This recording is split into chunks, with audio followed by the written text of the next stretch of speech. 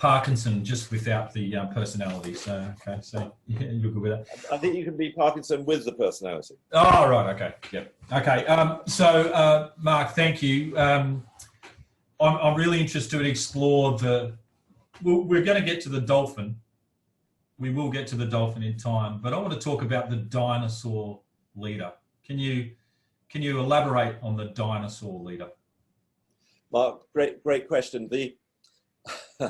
The dinosaur for me the dinosaur leader and the dinosaur culture results in a number of characteristics, one of which is you find employees are psychologically retired. That is, the body arrives at work, but the soul and passion and enthusiasm doesn't come. The person might have 10 years to go tattooed on their forehead, right, and they've got tombstones in the eyes. They're just not on fire. They're not in love with the place. Another characteristic of the dinosaur is that usually, especially if the organization's been around for a long time, the organization can become rather arrogant, assuming that their way of doing things is the way. And if you try and challenge that, you'll very often run into all those comments that people make to maintain the status quo, like, well, we've always done it this way. So that touches upon the third characteristic, which is very often the dinosaur is very good at yes-butting the new.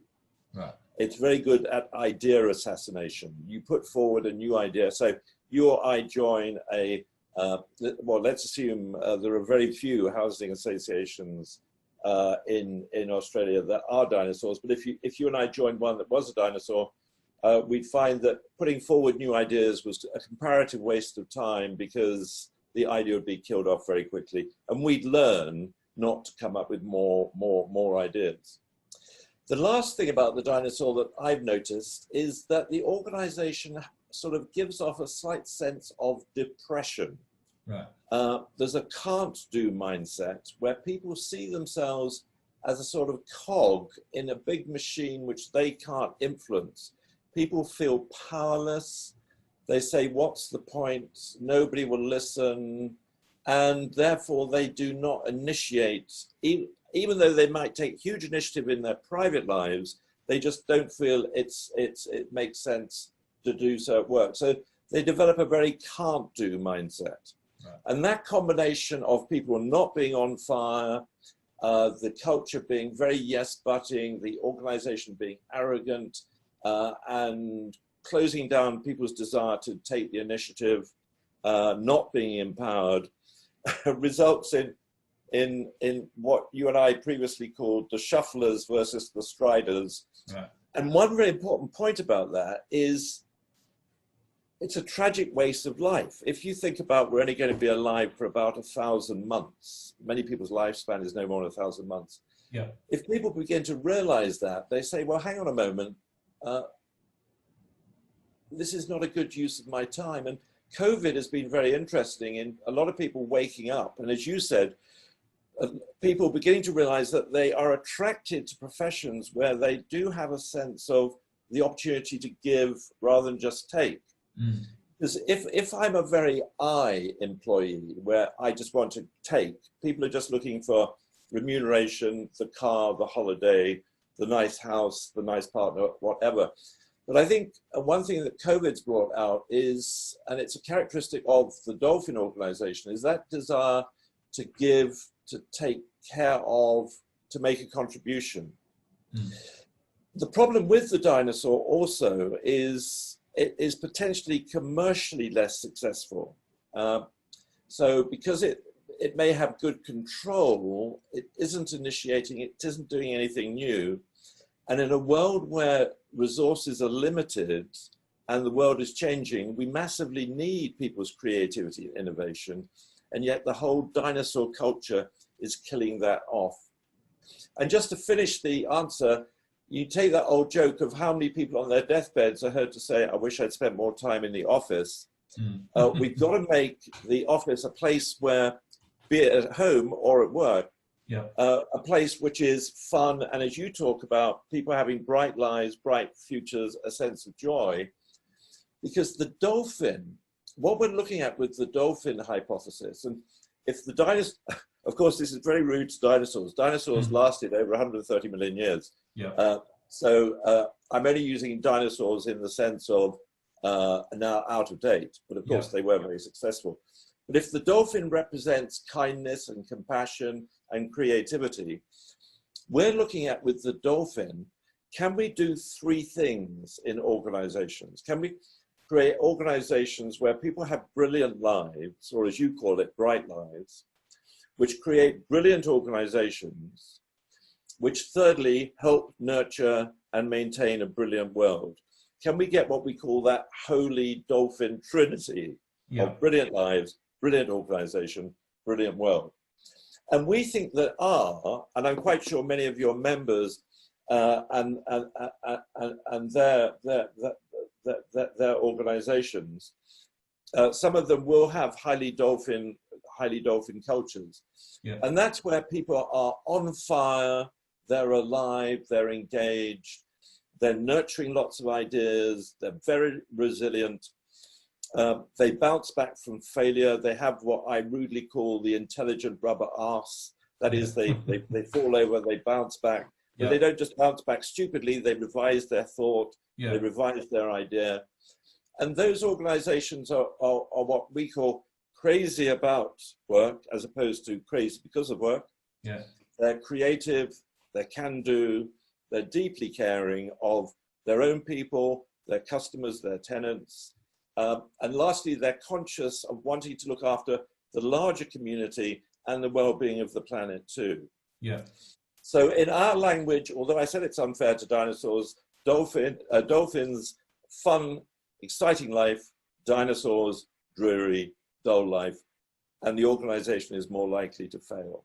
And is that just a matter of time, Mark? Does a dinosaur organization have a chance to step out of that rut and move towards a more agile, nimble, compassionate, caring, consumer-focused organization? What does it normally take for an organization to make that step change? Again, it's a great question. We've got, for example, one housing association in the UK that had one of the worst profiles we'd seen. Now they did change one or two people. They brought in a new CEO who was very dynamic, who is very dynamic. She's really lovely. And over 2 years, they profoundly shifted the culture.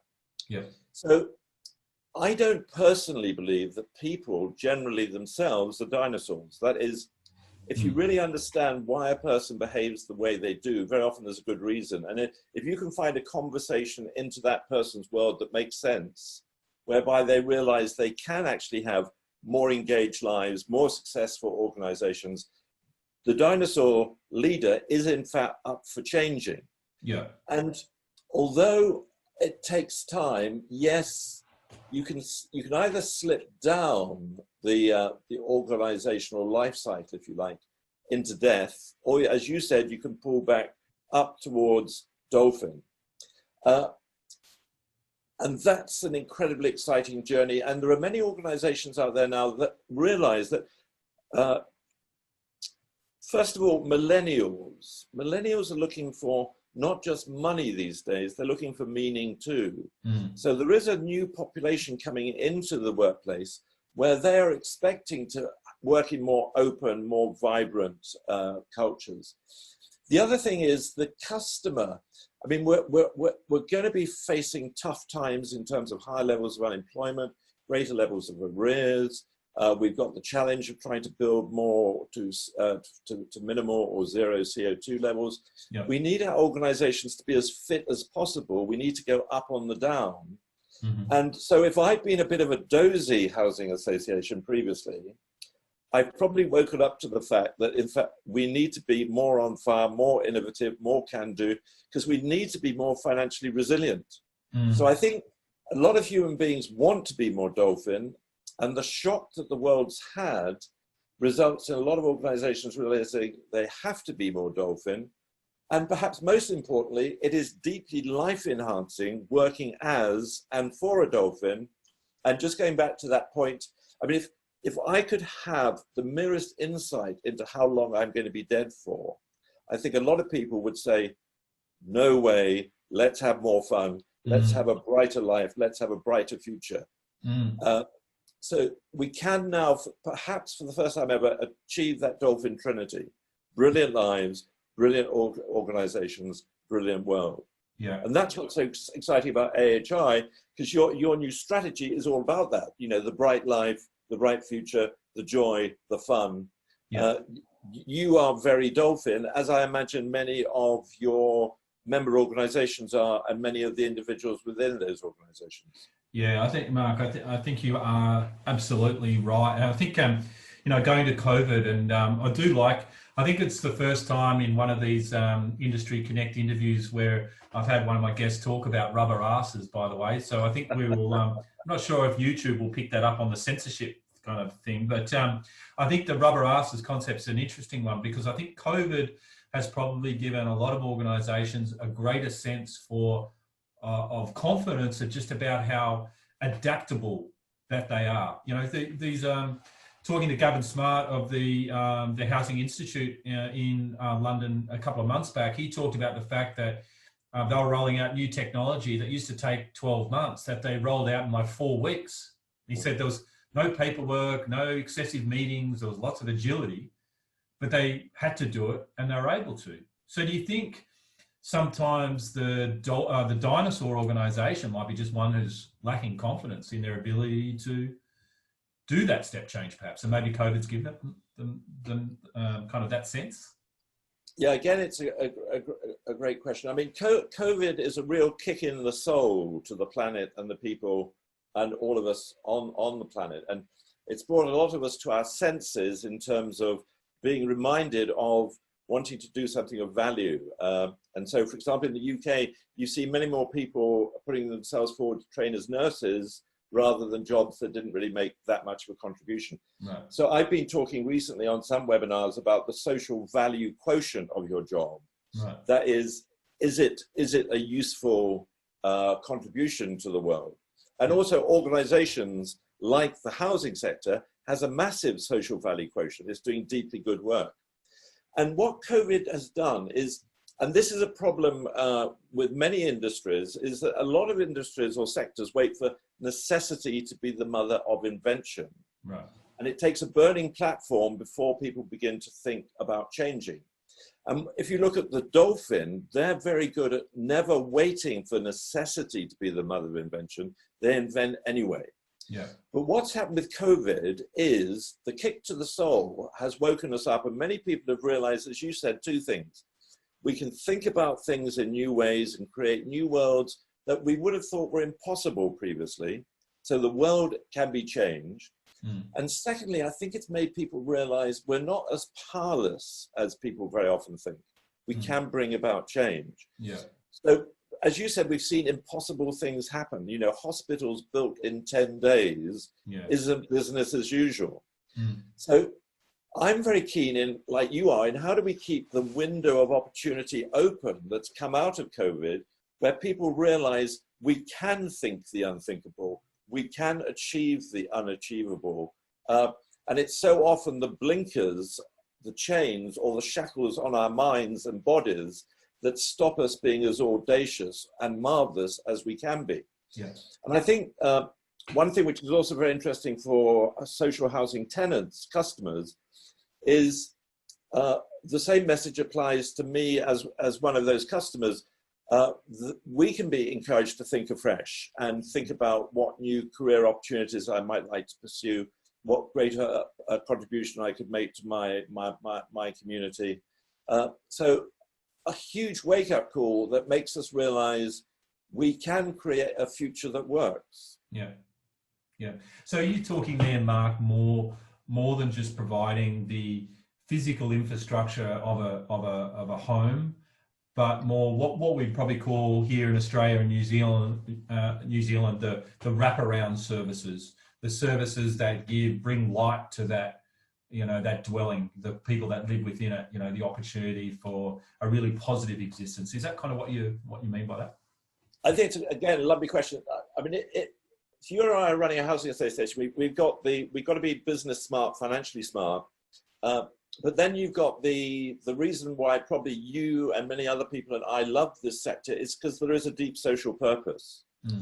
And different organizations, you notice, may emphasize one more than the other. You get some who are just more into the dosh, the money side, and you've got others who are more into the social side. But probably if you're going to be successful, you need both financial resilience and a deep sense of purpose. Because as you suggested with your word light, we're not just providing houses or apartments or flats, we're providing homes. And it's one of the most important things you can do on the planet is to find food and shelter and friendship and companionship. And again, going back to the social value quotient, many people have realized, wow, housing is a really sexy place to be, because in the UK, for example, housing is not necessarily at the top of people's school leaving agenda as this must be a place to work in. But I think we've seen the whole sector move up in stature and reputation because it is a deep force for good. So that question of, and we were hinting at this before we started the interview, if you can have an organization which is on fire, where people are really engaged and can do, for example, one housing association in Scotland and I were having a conversation about this guy called George, who goes around with a large waste tip, a large collector for people's rubbish. And we changed the conversation slightly and said, well, couldn't we actually help our customers, our tenants, think about some of the rubbish they might have in their minds around all the can't do assumptions that they've got and develop more of a resilient can-do mindset. So one thing we're looking at is a test of taking 5 housing associations and can we nurture in the customer, the tenant, more can-do mindsets so they have a brighter life, a brighter future, a greater sense of joy. So I think COVID has given us a right royal kicking, but there is magic in the tragic. We wake up, realize we can think afresh, we can be more powerful, and many more people can re-script the story they have for their lives. So for example, in Scotland at the moment, we're playing with this strap line of housing associations now the preferred employer in Scotland, and it's then dated for 2024. Because we believe we can rewrite the story. If we get enough people to buy into this new world, this new paradigm, we can get people to create a future which a few years ago might have seemed impossible. And it would be really interesting with you and what all the exciting work you're doing with AHI is if within a few years you can say housing associations and community bodies now the preferred employer in Australia, 2024. I wish you well on that journey. I think it's right. And look, one of our kind of key strategic goals as an organisation over the next 5 years is actually to shine a light on the sector. So those school leavers or those people looking to shift careers actually look at housing as a destination. Many of the people that I've spoken to on my short career with the AHI and in the sector have just found themselves here by chance. And guess what? They never leave because it is that, that kind of social impact we're doing. Our kind of positioning statement is, a brighter future, absolutely. But as I've described to you in the past, our broader kind of position is we believe housing people can change the world and they are a catalyst for that bright future. So that's people in the professions, the people consuming the tenancy services. That is the kind of genesis for a great community. I mean, your strapline of housing can change the world. I mean, let me just give you one example. With Scotland at the moment, we're just running an experiment, which we call the Big Learn and the Big Think, which is we are profiling Scottish housing associations on the Dolphin Index. And the Dolphin Index tells you about how engaged people are, how creative people feel the culture is encouraging them to be, and how deeply caring they are of the customer. We're also collecting hard metrics about how financially strong the organization is, how far they do repairs first time, the regulators rating. So we're getting the culture measurement using the Dolphin Index. We're getting the hard data, and we're also doing focus groups and lastly, interviews with the CEOs. Because we're trying to work out what is it about the very high performing housing associations that have a brilliant place to work, and how did they do that And then we want to share that learning with the whole sector so as to make the sector as good as the best or even better. Yeah. And of course, we also then want to take learning from other sectors. So what can we learn from the finance industry, the IT industry, the health services, and so on? Yeah. So really, we're into the stories and science of what makes for a brilliant housing world. The other thing that we're doing in Scotland is what we call the big think, which is, if you like, what you might call the water cooler moment or the coffee machine moment. You know, those moments when you meet somebody and they trigger an idea and you have a useful conversation which gives you a new idea. That's serendipity, if you like. And what we're doing is looking to join up through a database called Open Space, all the housing associations in Scotland, so that they can be sharing best and new insights into, for example, drug problems, antisocial behavior problems, levels of arrears. But then we're also hoping to join Scotland up with Holland, Dutch housing associations, and then join them all up with the Nordic housing associations. And if you and I get to dance together, we hope to be able to join all your great thinking. So we begin to get a global brain trying to tackle the very often very shared problems. So the big learn, understanding what's best about the really high performing associations, the big think, maximizing the intelligence, the imagination, the creativity. Because I, as a housing association in Melbourne, may have a particular problem about X. I can just post it on this website, and somebody from a different part of the world can come in and say, well, we've had some ideas on that. That. So we just think we're missing a trick, not joining up best practice, new practice, and best creativity. Yeah, and Mark, you're spot on, because now's the time, and the time's probably been, you know, the maturity of the way that we use technology, engage right across the planet has, you know, accelerated tenfold in the last 6 months. So look at you and I'm in Australia, you're in the UK, and we're having this dialogue, and this is the great part of where we're at right now. So there's definitely the opportunity, and I think there'd be definite interest from our corporate members and providers here in Australia to actually participate in that activity. So that's definitely something we can explore, and I think we should. I just wanted to go back to, we kind of touched on failure. So we talked on organisations being able to be agile, be innovative, to bounce back. Can we talk about failure a little bit? Failure in the context of the post-COVID environment, or maybe we're not post-COVID, but in the post-COVID world. Do we think failure is going to be the asset that it really should have been seen as maybe many, many years ago? Should it be seen now as the necessary consequence of innovation? We must fail. It's a fabulous question. When we do the Dolphin Index on organizations, we normally get 2 yes buts, 2 objections as to why we can't be more creative and innovative. And the first yes but is usually from everybody, which is we don't have the time, we're too busy. Right. So we have to deal with that yes but. And one thing we do with a lot of clients is what we call a spring clean, to get rid of certain outdated processes or automate those processes with bots and so on. But the second objection we get is usually from the CEO or other board members, other executive team members or the board, which is, I do not want to have my face appearing on the front page of a national newspaper because we've had some massive cock up, as in the awful tragedy in the UK of the Grenfell fire, where almost 100 people died. In fact, I don't remember the number exactly. Unfortunately, in the English language, we have the word failure, error, and mistake, and very often those are perceived as negative words, as having negative connotations.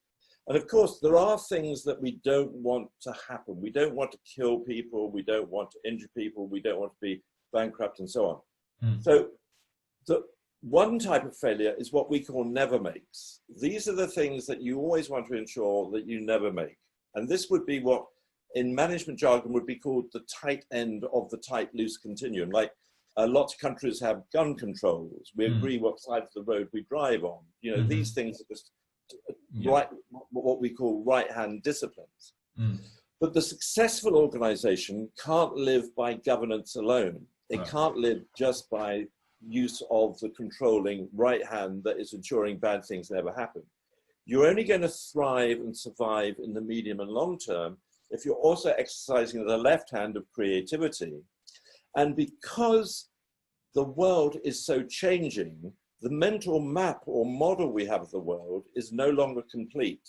Yep. So you don't know if something's going to work unless you do an experiment, a test, a trial. So a lot of organizations are now beginning to accept that smart failure around innovation and creativity, where you test, fail, learn, is essential if you're going to survive. And these are what we call the must-makes. And unless you're making lots of these, you can't be successful. Yeah. But we have to have people making those mistakes in an intelligent way at low or no cost and never damaging the reputation of the organization, its financial well-being, or people's health. Mm-hmm. So in housing associations that we're working for at the moment in the UK, they understand the continuum of, on the right hand, people need to make sure that our boilers don't blow up, that we have compliance. Mm-hmm. And on the left hand, they must be trying out new things and experimenting, which involves the must makes.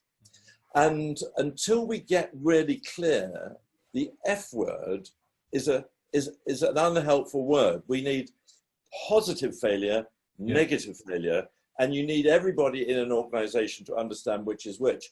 I mean, we have one housing association at the moment who only is operating the right hand.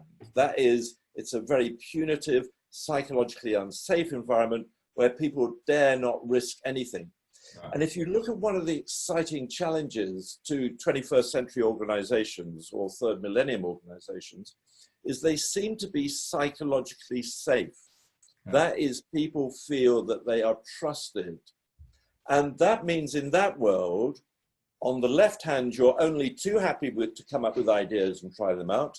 And if you sense that something is going wrong on the right hand, you're very fast to alert people so you don't try and hide a potentially dangerous problem that's occurring. And in fact, your colleagues may be interested. One director of one housing association here recently left her organization over a non-compliance issue. And she's done just a really nice little essay as part of her master's degree, a little dissertation, on some of the characteristics of the psychologically safe organization. And I can send you that paper and that'd be great. Spread it around.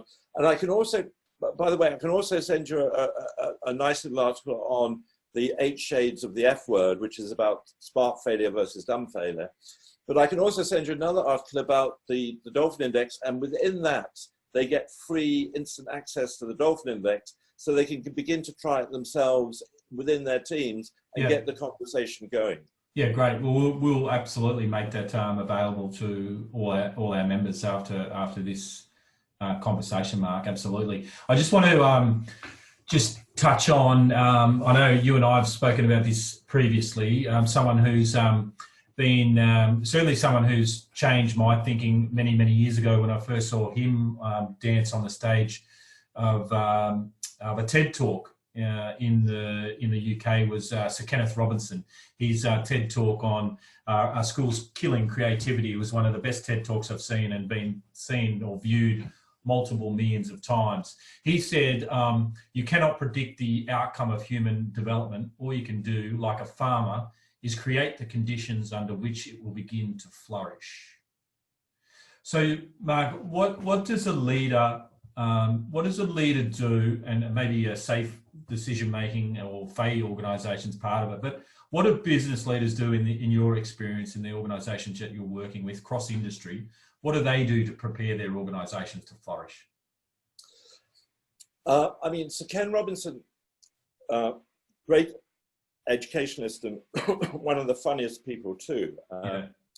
And he's put onto the global agenda the way that if education just gives us the right solutions, that's not preparing us for a world where we're going to need lots of new solutions. Yeah. And increasingly, we're going to be able to rely on IT and artificial intelligence to give us the right answers, what I call the right hand. But any successful organization is ambidextrous. It has that right hand of control and discipline, so it doesn't go bankrupt, but it must have that left hand of creative innovation. And Sir Ken has made people realize that in education, we are still in many countries encouraging an exam system and teaching system that stresses the acquisition of knowledge and then coming up with the right answer. Yeah. And in a world which is increasingly going to be challenged by numerous problems, we need people more than ever to have that left hand of creativity. And in his last video, when he's actually shortly going to die 2 months later, he starts for half his presentation about the way the planet needs richer soil. It needs the earth to have a culture that is good for the planet. And then he maps that across onto organizations and society, saying, as you said, we need that culture in schools, in societies, in organizations that thrives on not just the right answer, but also enabling people to come up with the new answer. Yeah. And one thing we're looking at is, at the Dolphin Index, is how can we actually help education to give people an experience where they are being celebrated all the way through for novel thinking and not just for right answers. So the leader, for example, is all the time going to celebrate all forms of creativity. Creativity is going to be a part of everybody's job description. Organizations are going to put time aside, like 3M started with their 10% rule for their R&D researchers back in the 1940s. A lot of organizations have caught on to that. And there's one housing association in the UK, which is quite interesting to talk to if any of your colleagues want to, called Red Kite, where they put aside the Wednesday morning for people to begin to think more in blue sky mode as opposed to busy, busy mode. Yeah. And that also ties in with, if your organization is too much in busy, busy mode, you may again survive short term, but without the novelty, you're probably not going to be fit for the future. Yeah. Let me think about other things leaders are doing. I mean, one thing they're particularly doing is celebrating the smart failures. I was having a conversation with an academic yesterday in Scotland who was saying that in Silicon Valley, people now wear the failure badge with pride. But in the UK, there's still a cautiousness about the word failure. And I think we're going to see a shift, providing people understand that difference between stupid, never makes, as opposed to creative, must makes. An organization wants to be celebrating its learning and failing and learning and failing and then succeeding. Yeah. So awarding smart errors, I think, is an important part of creating that culture. So you know that people are experimenting. But again, that loops back into, it's got to be a psychologically safe, open, trusting. Yeah. So not only, I think, is the organization going to have much more of an open mind, it also needs an open heart so that people do feel safe and contained.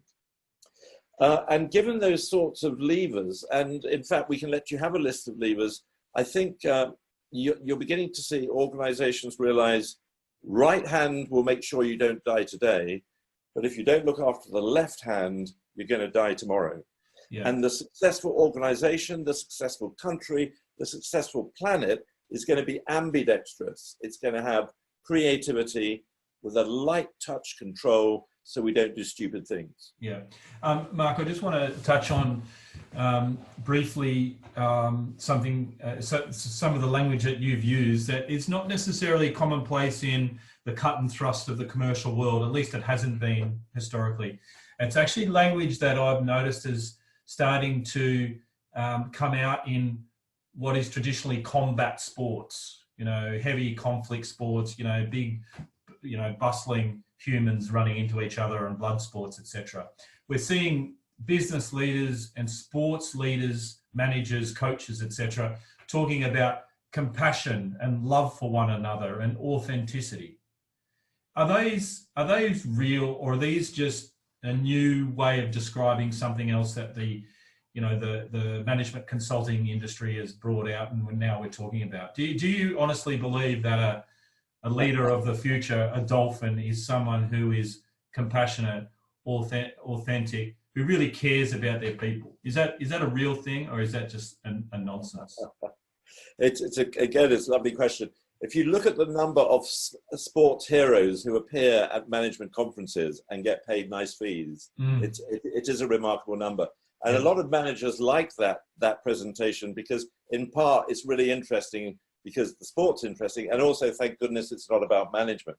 Yeah. And yes, there are things that transfer across around the companionship, the teamness, the clear sense of a future that you're all passionate about. Then you've got this emergence of, as opposed to a more autocratic leadership style, you're beginning to see the world has recognized that the empowered organization is more effective, that